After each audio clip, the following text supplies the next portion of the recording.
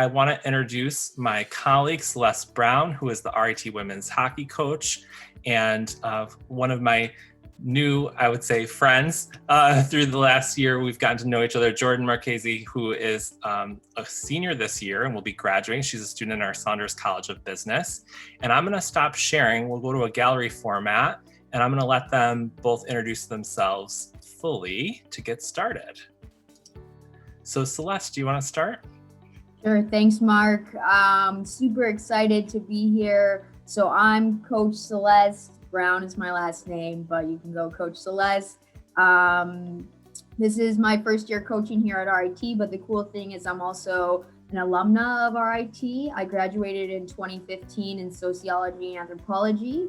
Hockey player here also, and I'm originally from Great Falls, Montana.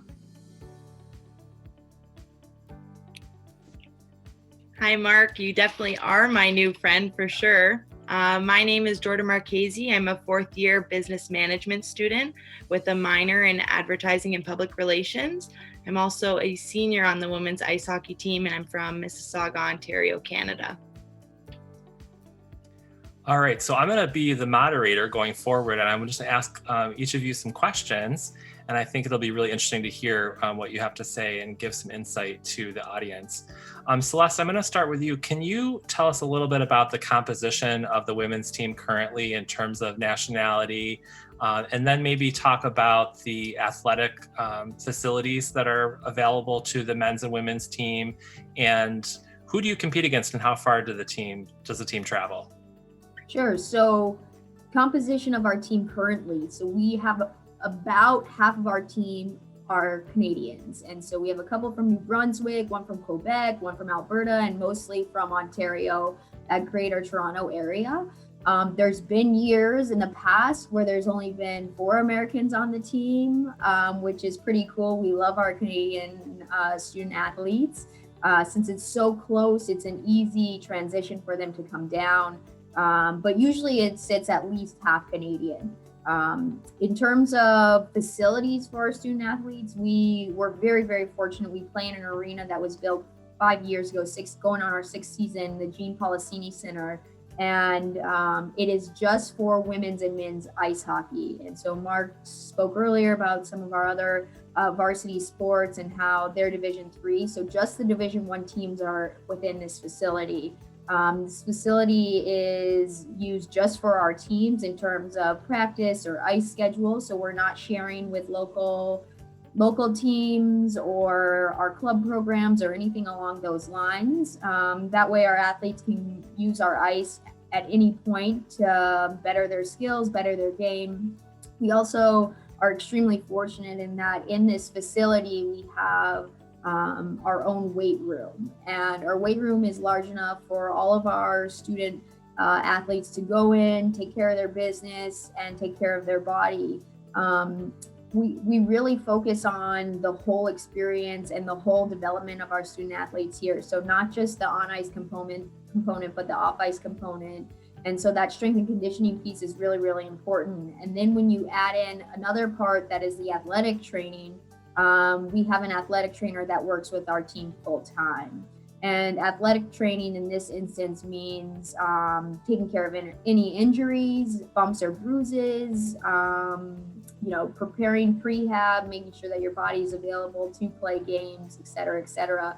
We have an athletic training room that sits right in our rink that has anything from tables to get taped on or stretched, other therapy options, and then cold and hot tubs. And partnered with our athletic trainer, we also have a team physician who works with our team and is at all our games. If there was any larger issues, or if you needed to see that doctor for any other reason, you can access that doctor. Other small resources that are within this rink are, we have 3 full-time coaches in a hockey operations. We also have video that breaks down all our games, all our shifts, heart rate monitors, and we're using a lot of technology, again, to create a well-rounded athletic experience within this building. And Celeste, just as a follow-up to that, where is the the Policini Center in proximity to the rest of campus? And could you talk a little bit about the Ritter Arena too and what purpose that serves? Sure. So Policini Center is, I'd say, in the heart of campus. It's an ideal location. Jordan's shaking her head yes, because she knows she's walking to classes in different buildings. But it's very accessible to some of our major colleges in that it's a 5-minute walk. If you want to go study at the library, it's a 1-minute walk, and go get food close to our student center and soon to be new building right up the hill. Sorry, Mark, what was? Oh, the Ritter. And the Ritter, so the Ritter is our other arena on campus, which we are insanely fortunate to have 2 arenas, and our hockey programs used to play out of the Ritter Arena, and it's a beautiful little arena that sits kind of on the opposite side of our campus, also similar close to the heart of campus. But that houses, local programs, club teams, intramurals, figure skating, learn to skate classes, learn to play hockey classes. And it also is kind of the home. They've converted some of those locker rooms into other teams. And yeah, great. And can you talk about the membership of the CHA? And then maybe as a follow-up, Jordan, can you talk about what it means in terms of those travel distances and what it means for your family and some of the other Ontario families to be able to come see you? So we play in the CHA, that's what Mark's referring to as College Hockey America. Consists of Syracuse, Robert Morris, Penn State, Mercyhurst, and a team in St. Louis, Missouri, which is probably one of our furthest trips. But most of those trips are within a 4-hour radius max. And Jordan can talk more about that. But again, a strong league, playing some of the top players in the nation. And, that St. Louis trip would actually be a flight, which most of our trips are bus trips. Other than that, just to add, Mark, the furthest distance that we would travel would be to, say, a Minnesota, which would also be a flight. And then everywhere else is accessible in the Northeast. Yeah, and jumping off of that, as we mentioned before, I'm just right outside of Toronto, and Ontario, especially being so close to Rochester, it's super easy for home game travel. And then when we talk about the away teams in the CHA, my parents are still making the drive. In a COVID-19 free world, they would be crossing the border every other weekend to come watch me play, which means the world to me. That I get to see them even in that away rink for like 10 minutes after the game as I'm heading home means the world to me. So being close to home, it's great. And just speaking on behalf of the men's team, the western pod of teams is kind of a similar geographic region, with the exception of Air Force out in Colorado. That'd be their furthest conference opponent. And then the east pod of the Atlantic Hockey Association is primarily in New England and Eastern New York. So they have a reasonable travel distance for a lot of their contests as well. So switching gears a little bit, Jordan, if you could take yourself back 4 or 5 years as you started the university search and going through the recruiting process, could you just describe what that was like? What factors were important to you as you went through that? What were your highs and low moments, difficult challenges in making a decision, and why did you ultimately pick RIT? Yeah, definitely. So, thinking about it, you'd think it's a very stressful time. But thankfully, RIT made it very easy for me in the whole admissions process and kind of selecting that school. As we talked about, the facilities at RIT are absolutely amazing. And I went through my fair share of tours at other schools, and RIT definitely stood out the most. The proximity to home, which means the world to me, as I said many times before, but family is everything, and having them so close to me means a lot. And yeah, highs and lows. So being that I was lucky enough to not feel as much stress as applying to RIT and everything, the dashboard for admissions was really easy, and using all my resources that were available. So contacting the financial aid office if I had any questions in terms of filling out that form that I've never seen before. Being in grade 12, it was very easy using RIT's resources and contacting the people that were to answer those questions that I may have, or even the questions my parents had, as I was the first of my family to go to school. But yeah, if that answered all the questions. Great. And along similar lines, Celeste, do you have anything you want to share from your personal experience of being, going through the, recruitment process and the selection process, or do you have any advice based on your work with student athletes in general as they go forward with the college search and selection? Yeah, I mean, Mark, you're really making me think to go back to my recruiting process. I think the biggest thing that I can say even then and now is to be a conscious consumer in what you're exploring. So I always tell recruits or future recruits to make sure you are doing your due diligence. The internet is an unbelievable resource. You can even get on YouTube, Instagram, Twitter, you name it, and you can find out information. And it's really, really important that it's a good fit for you. And you're not just picking a university for other reasons. In that Jordan found her niche here in business, and that's really, really important. Whereas if she just wanted to play hockey and didn't pick a school that had business also, then she probably wouldn't be as happy as a student athlete as she is now. And I think it's also important to note that, yes, you can go online and use dashboards, et cetera, but your coaches or the coaches that are recruiting you or helping you in this process are there as resources. And no question is a bad question. You can't ask a question too many times or reassure or re-ask the question in a different form so that you're fully understanding.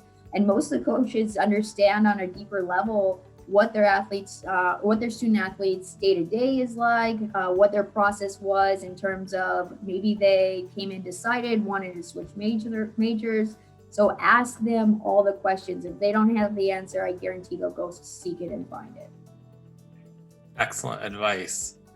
So switching gears a little bit, Jordan, can you talk what it's like to be a Division I student athlete and what a typical day is like for you?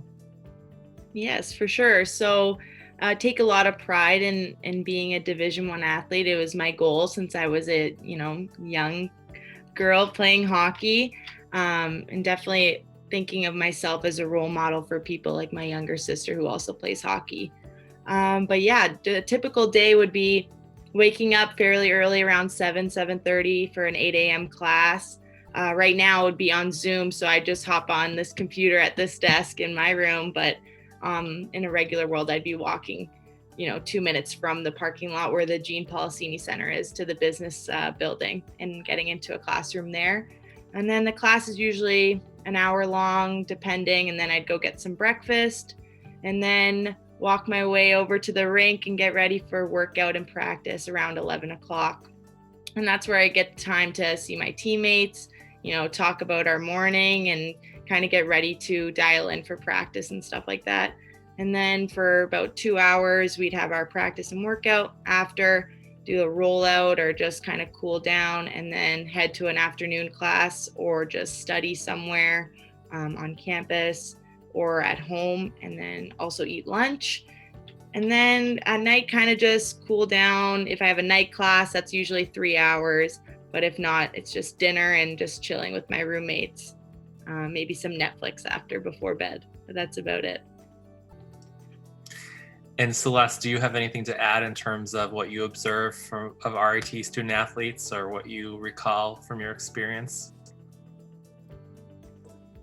No, I think Jordan hit it on the nail.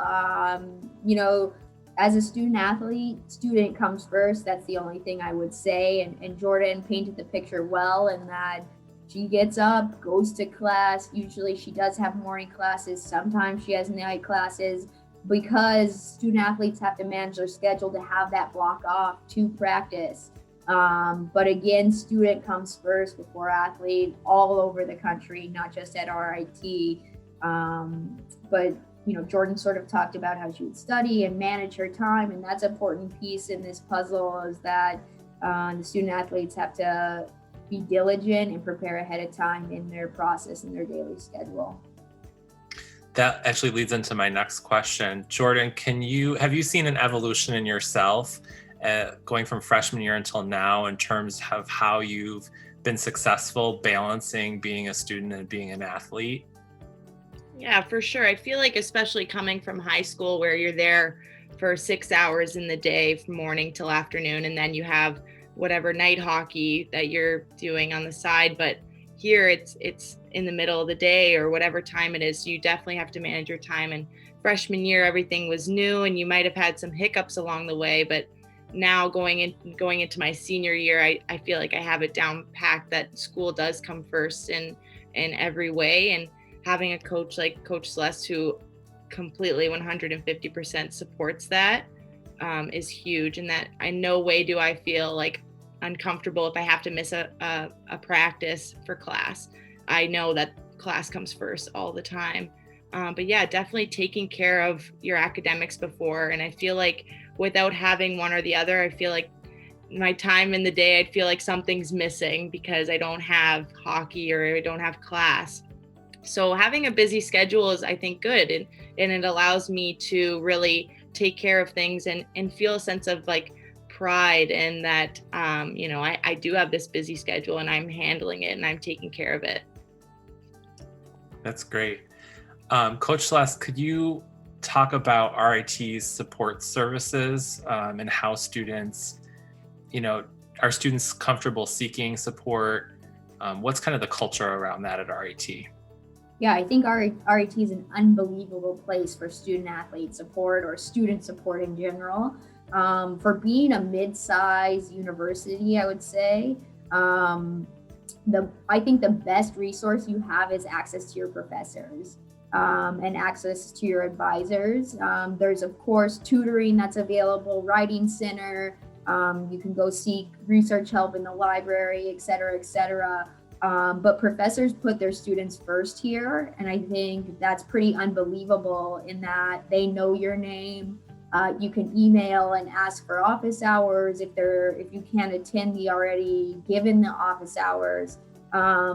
And because you can go and relate to them and they can understand where you're coming from and you can relay your confusion or question right to the source, it's next level support in my opinion. The other cool thing about that is, of course, there's always the question about support, but I always like to talk about the question or the point of being able to push your academic boundaries because of those relationships in terms of going and being able to just brainstorm an idea or think outside of a box or outside of the normal typical academic box because you feel comfortable in those conversations. And then also to add there is that relationship with your peers. So Jordan, yes, she has teammates that she can talk to, but the class sizes are on average 22, 23, and she knows the person sitting to the left of her and the person sitting to the right of her. And now in her Zoom, she knows who they are and that she can just shoot them a text or say, hey, do you want to study? And that resource alone, again, allows you just another opportunity to grow and ask questions if need be. Jordan, do you have anything to add about that, kind of like your academic experience, relationships with professors, and do you feel prepared for this next step that you're about to take after graduation? It's sad to say, but yes, I am prepared for after school and what RIT has prepared me for. But yeah, Coach talked about it. I know the people to my left and I know the people to my right on Zoom or in-person classes. And actually, an RIT student in the College of Liberal Arts created this app called Slack where we could message people. And I think in every single class of mine, we utilize it. And I am constantly messaging my group members or my classmates or even my professors if I have a quick question. And they're always there to answer. I've never felt like a number or just like a code. I've always felt like, a student that they care about. And I feel like that's not really common in a lot of university or colleges because the numbers are so big. But having a classroom size smaller than even some of the classes in my high school is huge because the teachers know me. They know my learning style and they understand, that I am an athlete. And do kind of like accept that and are very flexible with things like that. So Jordan, switching gears a little bit, can you talk, I know you've got a really busy schedule between your academics and your athletics, but what are some of the fun things that you've done as a student? What are some of the memories that you're going to take with you of RIT in Rochester, kind of outside of both of those aspects? Yeah. So RIT offers a bunch of events, and even in a COVID world, there's a bunch of safe activities to do. Actually, last week I was smashing pumpkins outside of I think it was outside of Clark or something like that, but it was a lot of fun, and it was definitely safe. We had our masks on, but yeah, the memories of Rochester, and kind of freshman year you don't really explore outside as much, and then sophomore and junior and senior year, of course, I found a lot of good hiking trails, a lot of good spots to eat. I'm a big foodie, I love food, so Rochester has a couple good spots, and yeah, just Rochester's very unique and has its kind of quirky, but I definitely love it. I absolutely love it. And the RIT campus, there's always something going on. You can hear like music walking down the quarter mile, and you're like, oh, what's going on over there? And you walk over there, and everybody's super friendly. So a lot of things, a lot of memories. So true. So a couple more questions before we wrap things up here. Celeste, what's your professional advice for student athletes, specifically from Canada, when it comes to promoting themselves to scouts and coaches? And do you have any advice about when students should kind of initiate the process of reaching out to coaches and what they should include in a resume? Yeah. So our rules of our governing body don't allow us to speak to you until June 15th between your grade 10 and grade 11 year.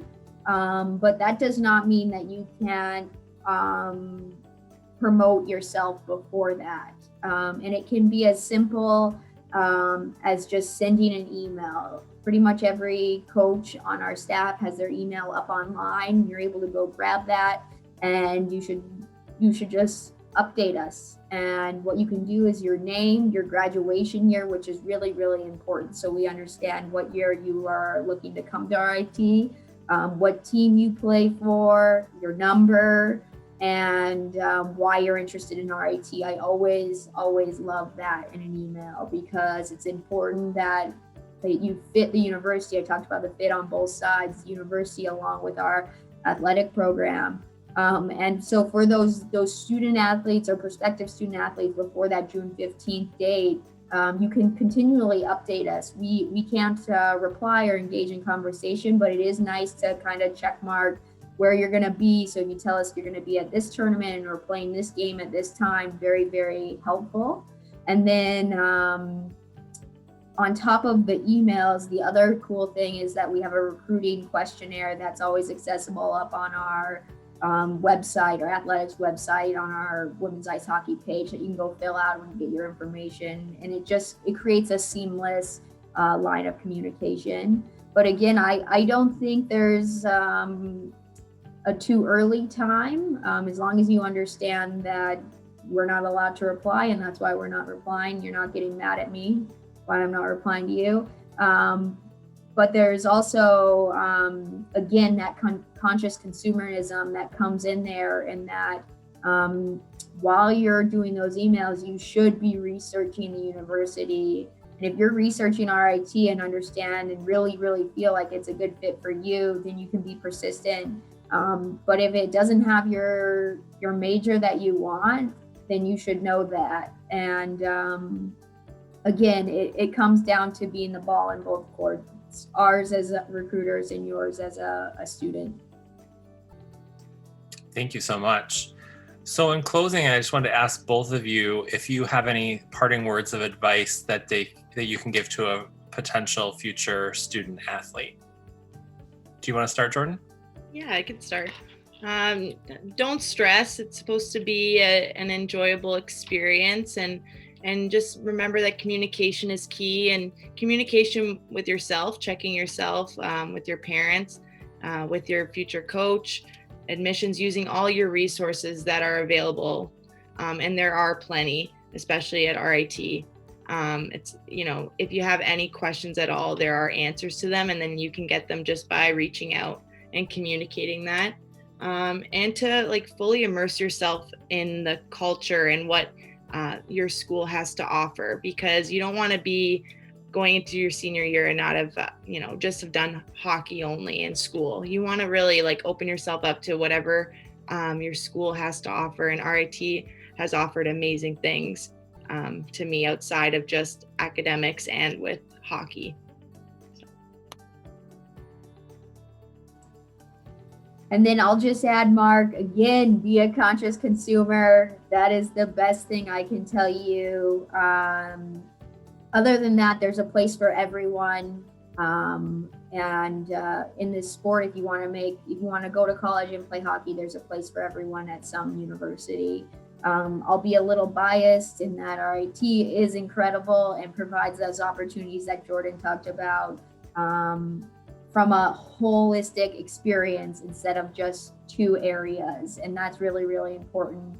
And Jordan's hit the nail on the head. She's out there making memories, whether she's walking up and down and hearing music or smashing pumpkins. It's important to understand that stuff. And that's where that consciousness of doing your research comes into play. And sorry, one more thing, I'm rambling, but to really think about what you're looking for in your university and in your athletic experience, and the role that you want to play and the role that you want in both. And that reflection on your own is important too, moving forward. Coach Celeste, Jordan, I want to personally thank you for offering up your time and expertise and insights tonight. This was really helpful.